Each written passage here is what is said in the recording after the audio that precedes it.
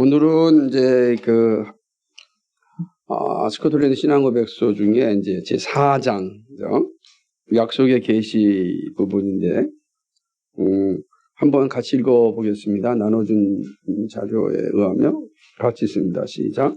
우리는 아담이 하나님의 순종에서 떠나고 공포스럽고 끔찍한 상태가 된 후에도 하나님께서 다시 아담을 부르신 것과 하나님은 아담의 죄를 꾸짖고 유죄를 선고하셨습니다. 마지막에는 여자의 후손이 뱀의 머리를 부수리라는 최고의 즐거운 약속과 마귀의 일을 파괴하리라는 말씀을 변함없이 믿습니다. 이 약속은 반복되었으며 오고 오는 시간 속에서 선명해졌습니다. 이 약속은 기쁨과 함께 받아들여졌습니다. 아담, 노아, 아브라함, 다윗에 이르기까지, 그리고 예수 그리스도의 성육신에 이르기까지 모든 충실한 사람들이 가장 변함없이 받아들였습니다. 율법 아래에 있었던 모든 선조들이 그리스도 예수의 기쁜 날을 바라보며 즐거워하였습니다. 이 약속의 계시에 대한 제 4장에 대한 고백을 보게 됩니다.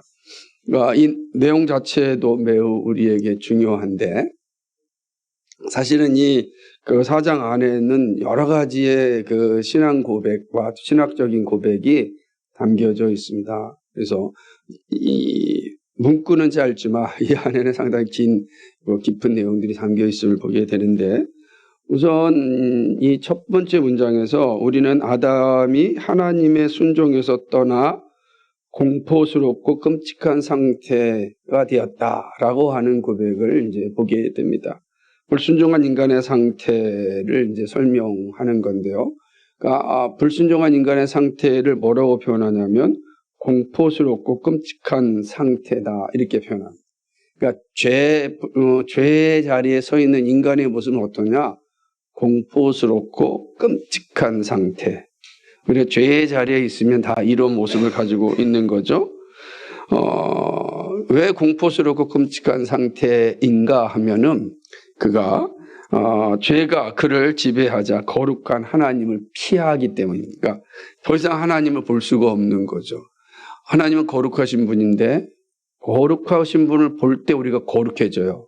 거룩하신 분을 볼 때 우리가 순결해지는데, 거룩하신 분을 피하면 어떻게 되겠습니까? 우리의 눈에 보이는 건 다 끔찍한 현실만 보고 죄로 가득한 아주 이 흑암의 모습을 이제 보게 되는 것입니다. 그래서 더군다나 아담의 불순종은 우리가 앞서서 살펴보았듯이 하나님의 통치에 대한 반역죄입니다. 반역죄는 어느 나라고 어느 역사건 불문하고 반역죄는 다 사형에 처해졌습니다. 그죠? 반역죄처럼 무서운 형벌이 없습니다. 반역죄는 무조건 다. 우리나라는 반역하면 어떻게 되죠? 조선시대 때 반역하면? 그죠? 삼족이 멸절을 당했습니다. 우리가 지금 현재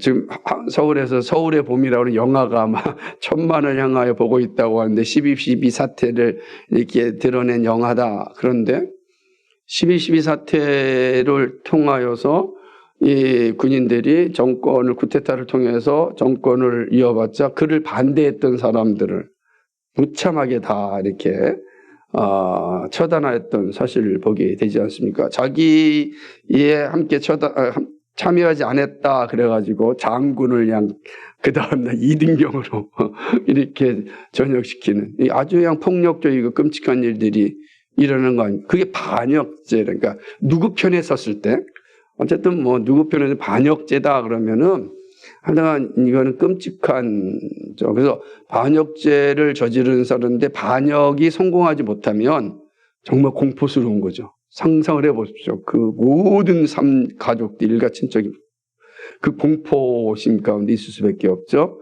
그러니까 지금 이 표현을 표현하는 겁니다. 하나님께 불순종하였을 때 나타나는 인간의 상태는 뭐냐? 정말 공포스럽고 끔찍한 상태에 있게 된다라고 하는 거죠. 하나님과 맺은 언약을 스스로 부정하고 죽음의 자리에 떨어진 상태, 이게 불순종한 인간의 상태라고 할 수가 있습니다. 그러니까 여기에는 소망이 없습니다. 그죠? 소망이 없는 상태에 떨어졌다. 그러니까 모든 것이 캄캄한 암흑과 같은 상태에 떨어졌다. 그래서 앞에 있는 것처럼 공포스럽고 끔찍하죠. 사방을 둘러봐도 아무것도 보이지 않는 그 껌껌하고 흑암의 상태가 얼마나 무섭겠습니까? 얼마나 공포스럽겠습니까? 여러분, 그런 경험을 지금은 이제 워낙 이 도시가 24시간 밝으니까 그런 경험을 못하지만은 시골만 해도 저녁만 되면 그냥 모든 불이 다 꺼지고 칠흑 같은 그 어둠 속에 정말 사람 하나 없을 때 그 걸어가야 되는 그 길거리가 그렇게 기쁘고 낭만적이지 않죠.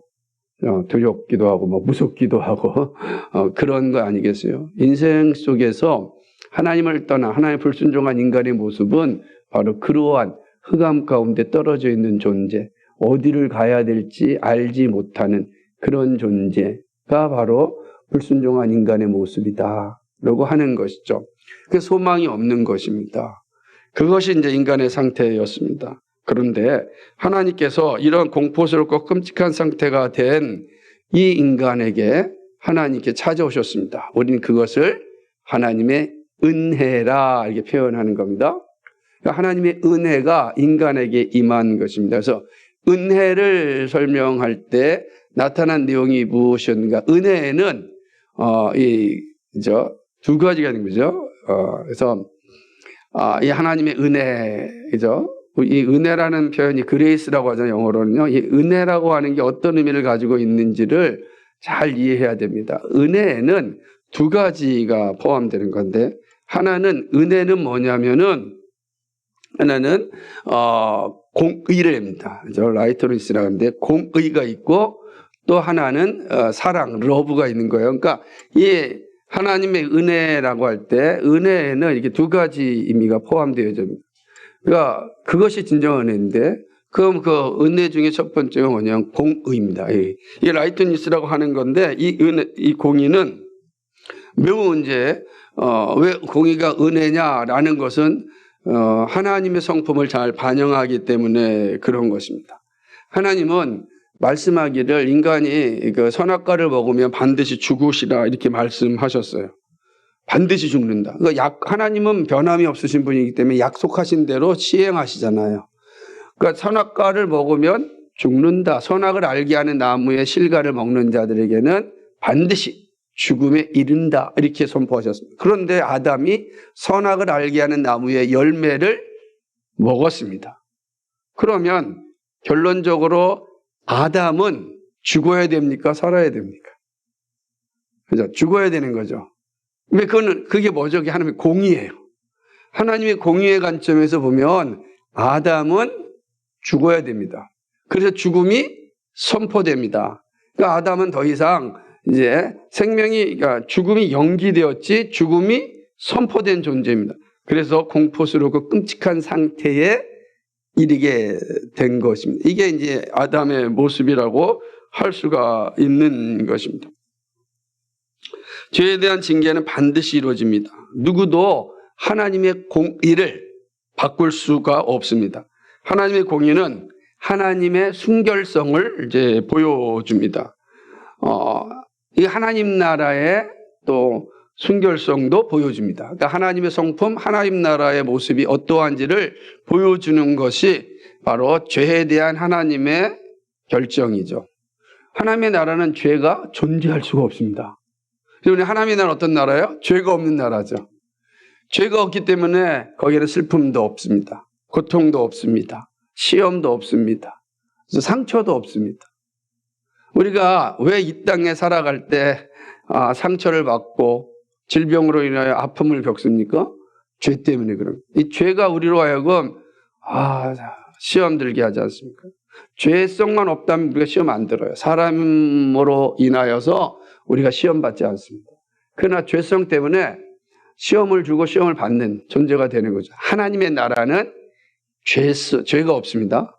그런 죄가 없는 나라가 바로 하나님의 나라다라고 할 수가 있는 거죠. 그런 의미에서 본다면 공의는 하나님의 은혜잖아요. 그죠? 왜냐하면 죄를 없게 하는 거니까. 죄를 존재할 수 없게 하는 게 하나님의 공의예요. 하나님의 나라는 죄가 존재할 수 없다. 그런 측면에서 이 하나님의 공의는 은혜라고 할 수가 있죠. 거룩한 백성들만 살 수 있게 하기 때문에 그렇습니다. 하나님의 공의는 아담을 부르시고 꾸짖습니다. 아담의 죄를 꾸짖고 유죄를 선포합니다. 그러니까 아담이 누굽니까? 하나님의 형상이잖아요. 그죠?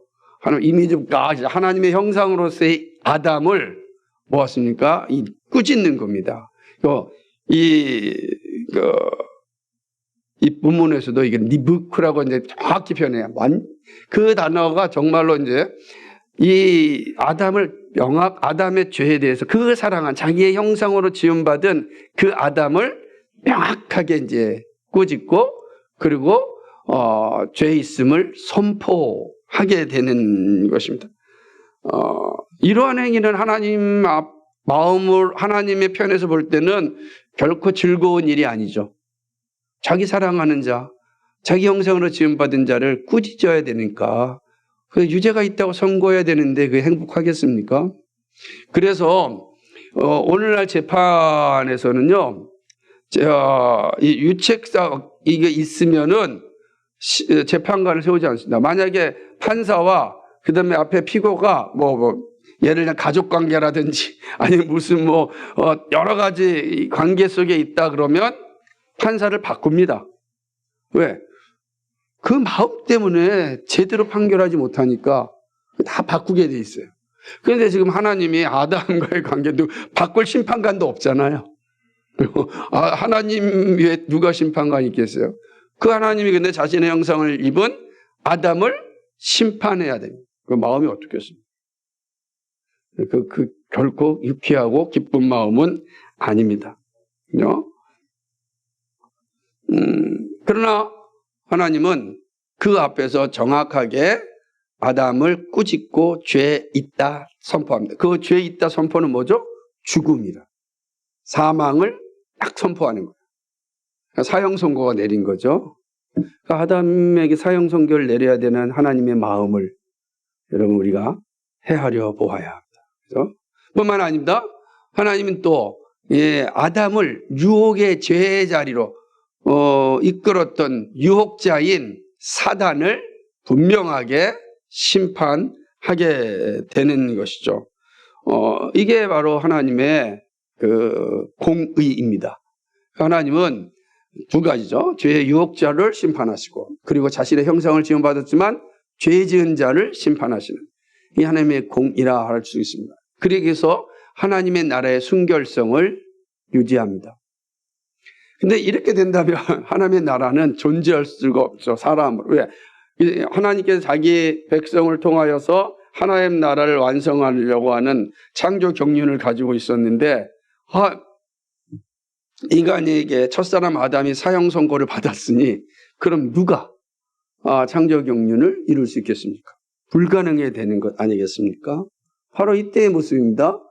여기에 이제 하나님의 은혜가 임하는데 사랑이라고 하는 은혜가 임하게 되는 것입니다. 그래서 하나님의 공의가 은혜라고 하였다면 공의를 공의답게 만드는 사랑 또한 은혜입니다. 공의는 사랑이 없이는 온전한 역할을 할 수가 없습니다. 그러니까 공의라는 것이 딱딱하고 차가운 것이라고 한다면 거기에는 하나님의 속성이 남아있을 공간이 없습니다. 근데 하나님 누구시죠? 사도 요한이 이야기하죠. 하나님은 사랑이시니라 그랬거든요. 도대체 사랑은 무엇일까? 하나님은 사랑이시라라고 이야기하였습니다. 그러면 사랑의 속성을 가진 이 하나님은 어떻게 우리가 이해할 수 있을까라고 하는 것이죠. 자, 이 측면을 볼 때 하나님은 자신의 죄에 대하여 아무 변명도 할 수 없는 아담에게 다시 찾아오심에서 볼 수가 있는 것입니다. 아담은 어떠한 변명도 할 수 없고 그거 죽어야 되는데 그런 아담에게 하나님은 찾아오셨습니다. 하나님이 찾아오신 겁니다. 이게 사랑입니다. 하나님의 찾아오심이 사랑이에요. 자, 오늘 우리를 사랑하신다고 할 때 그 사랑의 의미가 뭡니까? 나를 찾아오신 예수님이에요. 우리가 예수님을 찾아간 적이 없어요. 찾을 수도 없어요. 왜요? 우리는 공포스럽고 어떤 존재가 됐습니까? 정말로 수치스러운 존재로 떨어져 있기 때문입니다. 우리가 스스로 하나님을 찾아갈 수 없습니다. 그런데 하나님이 찾아오셨습니다. 그렇죠? 그리고 친히 아담을 구원하시기로 작정하셨습니다. 참으로 놀라운 사랑인 것입니다. 그러나 이 사랑은 반드시 공의의 과정이 있어야 됩니다. 공의 없이 구원은 존재할 수가 없어요. 죄에 대한 하나님의 심판이 임하여졌고 그 죄인을 다시 살리시고자 하시는 하나님의 사랑이 임하였습니다. 자, 그럼 이제 여기까지만 본다면 아니 병 주고 약 주는 것입니까? 뭐 이렇게 생각할 수가 있죠. 아니 죄는 졌고 또 하나님이 또 용서해 주시고. 그런데 우리가 놀라운 것은 하나님의 사랑이라고 하는 건 뭐가 없이는 안 된다? 공의가 없이는 안 되는 거예요. 그러면 어떠한 공의가 하나님의 사랑을 은혜로 우리를 받게 하셨는가? 그것은 하나님의 공의는 죄인은 죽어야 되는 이 분명한 사실을 자신에게 적용하십니다. 하나님이 하나님 자신에게 적용하시는 겁니다. 그러므로 하나님 자신이 대신 죽는 길을 선택하신 겁니다. 우리를 사랑하시고 우리를 구원하시고자 우리의 죄 문제를 해결하시고자 하나님 자신이 대신하여 죄를 짊어지고 죽으시는 거죠. 그러지 않고는 인간이 살아날 방법이 없어요. 하나님의 공의에 의하면 그는 영원한 사형선고를 받았다고요. 사형선고를 다시 인맥 때문에 바꿀 수가 없어요. 그거는 이미 공의로 선포된 겁니다. 근데 하나님은 영원히 자기 백성을 사랑하세요.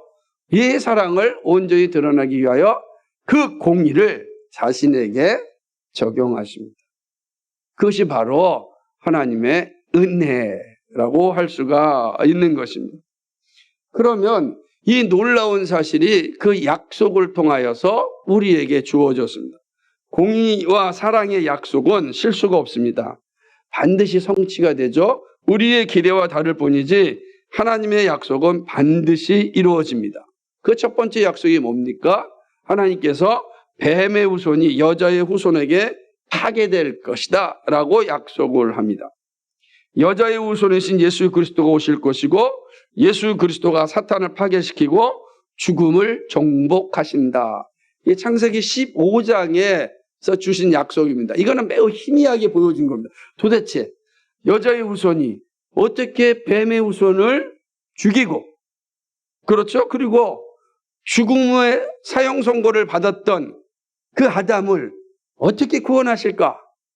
창세기 15장에서는 보이질 않아요. 선언만 있고 약속만 있어요. 선언만 있고 약속만 있는 겁니다. 그러니까 여자의 후손이 뱀의 후손을 죽일 것이다. 이 선언만 있고 이 약속만 있는 것이죠.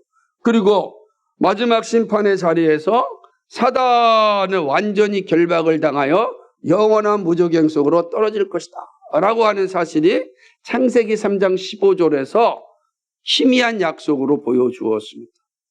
이 약속이 이제 처음에 점으로 딱 보여준 겁니다. 점으로. 그래서 우리는 이제 이 아담은 이 점의 약속만 받은 겁니다. 아, 그래.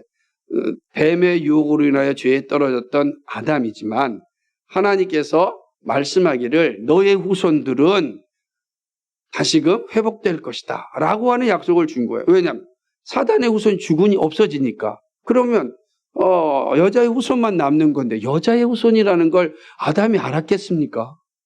여자의 후손이 도대체 어떤 의미를 가지고 있을까? 그렇죠. 이거는 하나님이 정하신 거고 하나님이 정하신 방법이잖아요. 하나님이 그렇게 하시겠다는 거예요. 아담은 그걸 받았을 뿐입니다.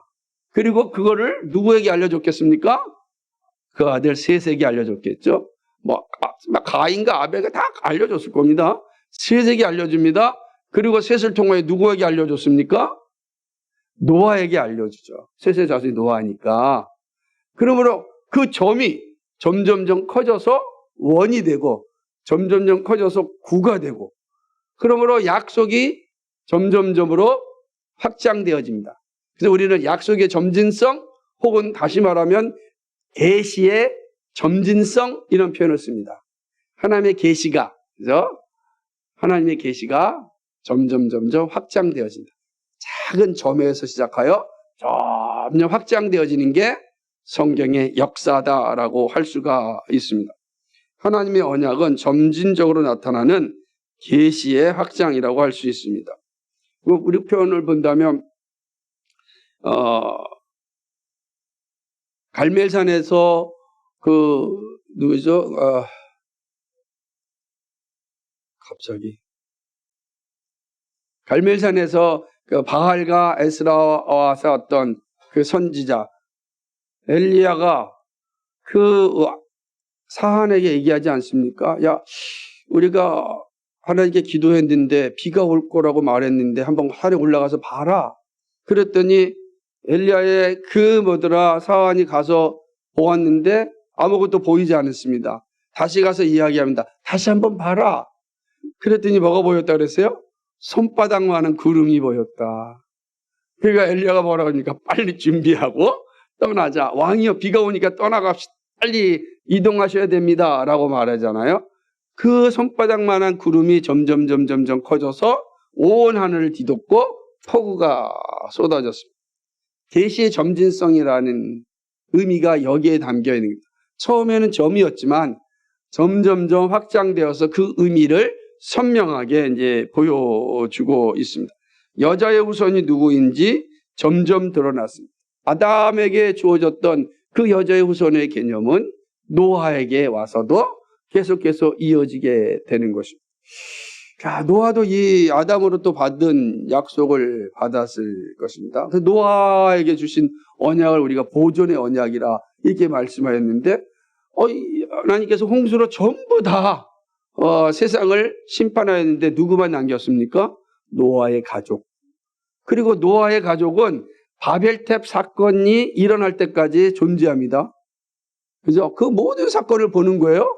노아가 홍수 전까지 아담이 있었다고 한다면 노아는 바벨탑 사건까지 있는 겁니다. 이런 긴 역사를 보면서 하나님께서 그 역사를 이루어 가시는 걸 보았을 겁니다.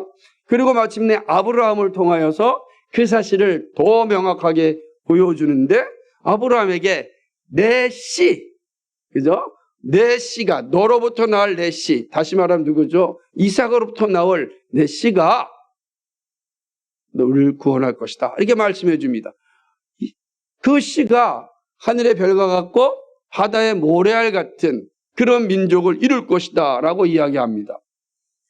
여자의 후손이 이제 아브라함에게 와서 씨, 자손으로 이제 드러나게 됩니다. 모세에 이르러서는 그 여자의 후손이 뭐라고 표현한 신명기에 있는 말씀처럼 표현하기를 나와 같은 선지자가 나올 것이다. 이렇게 이야기를 합니다. 나와 같은 선지자. 근데 여자의 후손은 누구예요?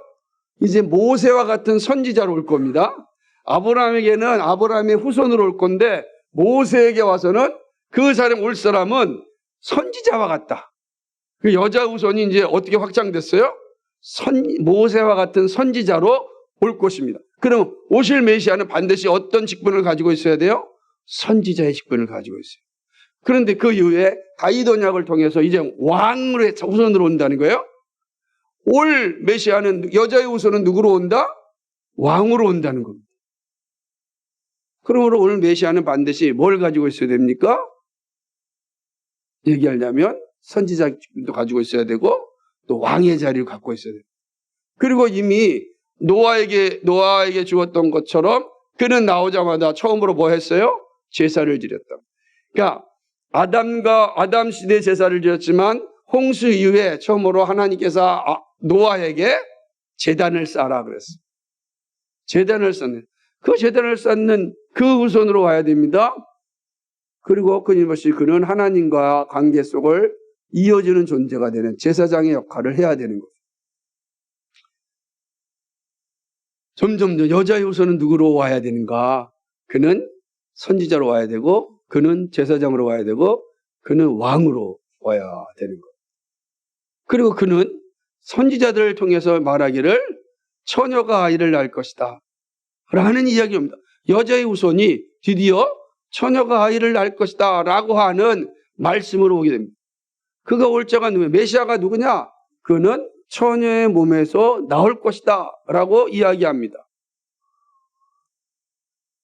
창세기 3장 15절에 여자의 후손이 이제 제사장이요 선지자요 왕으로 오는데 그 사람은 올 때 반드시 어떤 형태로 와야 됩니까?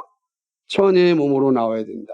그 이사야서 있는, 우리가 여기 뒤에 이름 나왔지만 이사야서 7장 14절 있는 말, 9장 6절 있는 말씀이에요. 그는 또 우리에게 오는데 임마누엘로 오신다 라고 하는 겁니다. 오실 분의 이름이 예수 그리스도 임마누엘로 오신다. 그러니까 이런 모습들이 여자의 후손은 점점 확장되어져서 우리에게 그 의미가 커지게 되는 거죠. 그리고 마침내 예수 그리스도가 오셨습니다.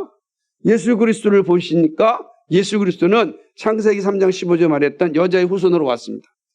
동정녀 마리아의 몸으로 성령의 잉태함을 통하여 오셨습니다. 그런데 그는요 다윗의 가문이었습니다. 선지자적 사명을 가졌습니다. 그리고 제사장의 역할을 하였습니다. 중보자로 오셨습니다. 선지자로서 하나님의 말씀을 증거하는 자였습니다. 모든 사람들이 예수님을 보고서 뭐라 그랬어요? 선지자라 그랬어요. 마태복음 16장에 사람들이 나를 누구라 그러냐? 사람들이 예수님을 향하여 선지자 중에 하나라 이렇게 말합니다. 그러니까 모든 사람이 볼 때도 예수님 누구예요? 선지자예요. 오실 여자의 후손은 누가 돼야 됩니까? 확장을 통해서 선지자로 와야 되는 겁니다. 그리고 마침내 예수님은 우리에게 오셔서 여자의 후손으로 우리 가운데 오시게 되었습니다. 메시아의 실체가 한 점에서 이제 커다란 실체로 나타나게 된 것입니다. 그것이 바로 하나님의 약속입니다. 그리고 오신 메시아가 우리를 뱀의 머리를 짓밟고 우리를 죄로부터 구원하실 것이다 약속하셨고, 오신 예수 그리스도께서 십자가상에서 사단의 머리를 짓밟고 그리고 우리를 죄에서 구원하셨습니다. 어떻게 구원하셨습니까? 우리의 모든 죄를 다 짊어지시고 십자가에 죽으심으로 예수 믿는 자에게는 더 이상 죄가 없다라고 선언한 것 십자가의 사건입니다. 그리고 더 이상 뱀의 후손인 사단은 우리를 미혹하여 우리의 생명을 앗아갈 수 없습니다. 십자가상에서 그의 머리가 박살났기 때문입니다. 그게 창세기 3장 15절이 십자가에서 열매로 나타난 것입니다. 이 약속이다라고 하는. 그렇다고 한다면 이렇게 질문할 수 있겠죠? 우리는 신약 성도니까 당연히 이제 이 놀라운 계시의 사건을 보고서 우리는 예수님을 믿고 살고 있습니다. 그렇다면 구약 백성들은 어떻겠습니까? 구약 백성들은 아무도 보지 않았을 텐데, 아담도 보지 못했고 노아도 보지 못했고 아브라함도 보지 못했는데 그들은 어떤 신앙을 가졌습니까? 이렇게 질문할 수 있습니다. 근데 여러분, 구약 백성의 신앙과 우리의 신앙은 같은 신앙입니다. 다른 신앙이 아닙니다. 구약 백성들은 율법을 통하여 구원을 얻었고 우리는 복음을 통하여 구원을 얻었다? 아니지 않습니까? 구약 백성도 우리도 다 예수 그리스도를 믿음으로 구원을 받았습니다. 구약 백성은 오실 예수 그리스도를 기대하면서 믿음 생활하였습니다. 바라보면서 신앙생활하였습니다. 우리는 실체를 보면서 신앙생활합니다. 똑같은 거예요. 그 바라보면서 신앙생활할 때 흔들리지 않도록 그 신앙을 견고하게 유지하도록 하나님께서 제사제도를 주셨고 율법을 주신 거예요. 그러니까 제사제도와 율법은 바라볼 그리스도를 향한 믿음이 흔들리지 않도록 하시는 도구예요. 그것이 구원에 이르게 하는 것이 아니고 그리스도를 견고하게 바라보게 하는 도구입니다. 오실 그리스도가 우리를 위하여 어떻게 하실 것인지를 제사제도를 통하여 보였습니다. 번제로 우리의 죄를 다 짊어지고 죽을 그 어린 양의 모습을 통하여 오실 메시아가 우리의 죄를 짊어지고 죽으실 것이다. 제사제도를 통하여 보여주었습니다. 율법을 통하여서 우리에게 오실 예수 그리스도를 믿는 믿음의 신앙이 무엇인지를 알려주었습니다. 그러므로 구약 백성이나 신약 백성이나 율법은 다 어떤 의미를 갖죠? 예수 그리스도를 믿는 믿음을 위한 믿는 자들의 삶의 규범이요 규칙으로서 율법은 의미가 있습니다. 구약 백성도 마찬가지입니다. 우리도 마찬가지입니다. 그래서 유대인들이 실패한 겁니다. 실수한 겁니다. 그들은 율법이 구원에 이른다고 착각했습니다. 아닙니다. 율법은 구약 백성에게나 오늘 우리에게나 다 필요한데 목적은 참된 신앙생활을 위한 규칙이요 규범으로 주어졌습니다. 오직 구원은 예수 그리스도를 믿는 믿음입니다. 구약 백성들은 그 믿음을 바라보며 신앙생활하였습니다. 우리는 실체 대신 예수 그리스도를 믿음으로 신앙생활합니다. 똑같은 신앙생활이다라고 하는 것이죠. 그러므로 구약 성경 백성들은 정말 오실 그리스도를 바라보면서 얼마나 간절하게 신앙생활했겠습니까? 오늘 우리는 오신 그리스도를 바라보면서 신앙생활하고 있는데 놀랍게도 우리에게 어떤 약속을 주셨습니까? 다시 오신다. 그러니까 우리도 이제 뭐죠? 구약 백성과 함께 다시 오실 예수 그리스도를 바라보면서 신앙생활합니다. 어쩌면 앞서 믿음의 선배들이 우리에게 신앙생활하는 방법이 무엇인지를 미리 살았고 보여준 것 같습니다. 우리도 이제 그 모습을 보면서 이런 믿음으로 긴 시간 동안 믿음의 길을 지켰구나. 그랬고 나서 그리스도의 놀라운 영광을 보았구나. 동일하게 우리의 삶의 현장에서 끊임없이 믿음으로 살아갈 때 다시 오실 예수 그리스도를 바라보면서 우리는 신앙생활 하는 겁니다. 사랑하는 여러분, 주님은 약속하신 대로 오십니다. 그 역사를 성경이 우리에게 보여주고 있습니다. 다시 오실 예수님은 반드시 우리 앞에 나타나셔서 사단을 영원한 결박으로 몰아낼 것이고 우리는 영원한 나라로 들어가게 할 것입니다. 이것이 약속입니다. 이 약속을 굳게 믿고 우리가 믿음의 자리에서 흔들리지 않았으면 좋겠습니다. 이것이 오늘 사문의 내용입니다.